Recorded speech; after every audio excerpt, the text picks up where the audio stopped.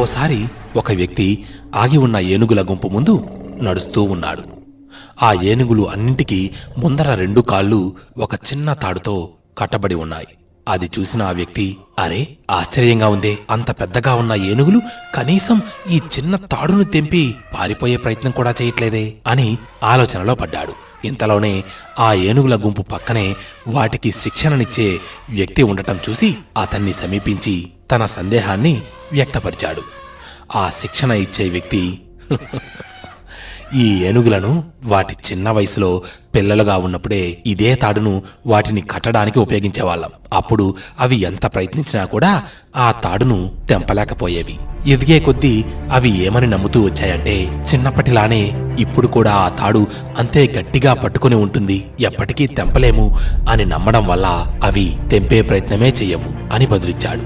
ఆ ఏనుగుల నమ్మకం ఏదైతే ఉందో అది అబద్ధపు నమ్మకం. ఆ అబద్ధపు నమ్మకం వలన అవి తమ జీవితంలోని స్వతంత్ర్యాన్ని కోల్పోయాయి. ఇలానే మనలో చాలా మంది ఎప్పుడో ఓసారి అప్పుడు ఓడిపోయాను కదా అని విజయం కోసం కష్టపడటం మానేశారు. అసలు ప్రయత్నించడమే మానేస్తారు. మిత్రమా, ఆఖరుగా ఒక్క మాట, కుదిరితే పరిగెత్తు, లేకపోతే నడువు, అదీ చేతకాకపోతే పాకుతూ పో. అంతేకాని ఒకే చోట అలా కదలకుండా ఉండిపోకు. ఉద్యోగం రాలేదని, వ్యాపారం దెబ్బతినిందని, స్నేహితుడొకడు మోసం చేశాడని, ప్రేమించిన వాళ్ళు వదిలి వెళ్లిపోయారని అలాగే ఉండిపోతే ఎలా? దేహానికి తప్ప దాహానికి పనికిరాని ఆ సముద్రపు కెరటాలే ఎగసి ఎగసి పడుతుంటే తలుచుకుంటే నీ తలరాత ఇంతే అన్నవాళ్లు కూడా నీ ముందు తలదించుకునేలా చేయగల సత్తా నీది. అలాంటిది ఇప్పుడొచ్చిన ఆ కాస్త కష్టానికే తలంచేస్తే ఎలా?